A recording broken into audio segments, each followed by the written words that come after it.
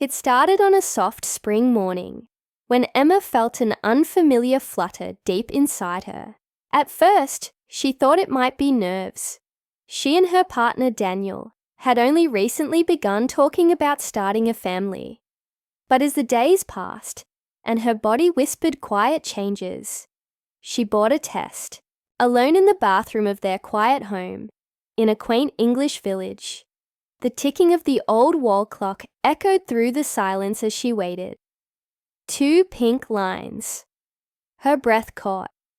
She pressed a hand to her belly, eyes stinging with emotion, and whispered, "Hello, little one."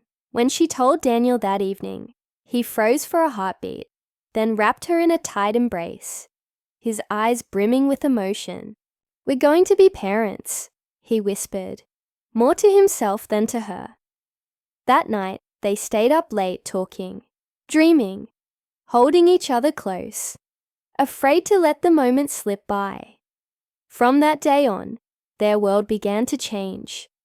Daniel, a wildlife photographer often away on shoots, began rearranging his schedule, turning down long assignments so he could be there for every scan, every craving, every mood swing. Emma, a school librarian who loved the rustle of pages and the scent of old books, began journaling every step, recording her feelings, her fears, her dreams. Their home, once a haven of quiet routines, came alive with baby books, soft music, and gentle laughter. Love settled in the corners like warm sunlight through lace curtains. Their love, once marked by spontaneous road trips and late-night tea sessions, evolved into something deeper, something resilient. Daniel began reading to the baby every night, his voice soft and steady, as Emma rested her head against his shoulder. Emma, in turn, made sure Daniel felt included in every decision, every experience. When she felt morning sickness at its worst, Daniel sat beside her with cold compresses and ginger tea. When he worried about being a good father, Emma reassured him with quiet confidence. Their respect for each other became the glue that held them close, especially during moments of doubt.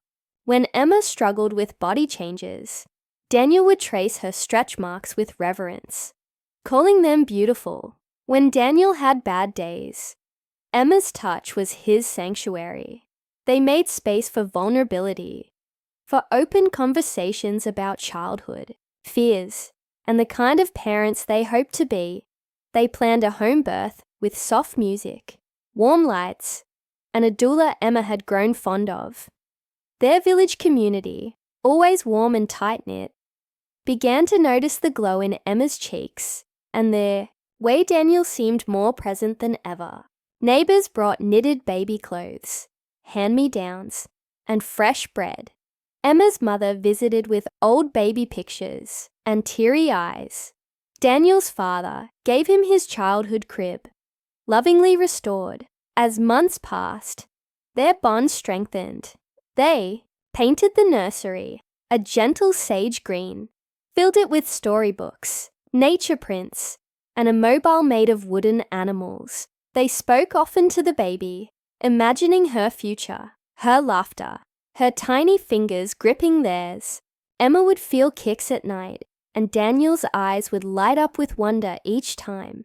And then, under the hush of a late autumn evening, Emma went into labor.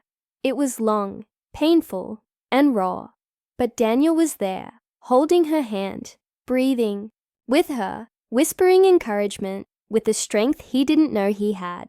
And when their daughter Lily arrived, red-faced and wailing and perfect, they both cried. They held her together, in awe of what they had created.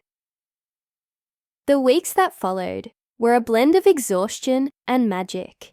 Sleepless nights, diaper blowouts, first baths, and the surreal beauty of watching their daughter blink up at them. Daniel became the master of lullabies, singing in the early hours as Emma nursed. Emma, in her gentle resilience, found a new rhythm in motherhood. They learned to navigate the challenges without resentment. When one was tired, the others stepped in. When tensions rose, they remembered their vows, not the ones spoken at an altar, but the ones forged in midnight whispers and shared burdens. They grew, not just as parents, but as people. Daniel discovered a tenderness in himself he'd never known, and Emma found a strength she didn't realize she had. Their love was no longer just romance. It was a partnership carved in sleepless nights and joyful firsts. It was the way Daniel rocked Lily at 2 a.m. without complaint, and the way Emma kissed his forehead as she passed him the bottle. Lily's first smile, her first giggle, her first steps. Each one stitched their hearts closer together. They took turns reading to her, took her on long walks through the countryside, told her stories of how love brought her into their world. And one evening, as Lily slept in Emma's arms, Daniel looked at them both and said, "I never knew life could feel this full." Their journey had been long, emotional, and deeply personal. But in the quiet moments, in the shared glances, in the gentle way they chose each other every single day, their story lived on. It wasn't just a pregnancy journey. It was a profound testament to love, respect, and the miracle of new life.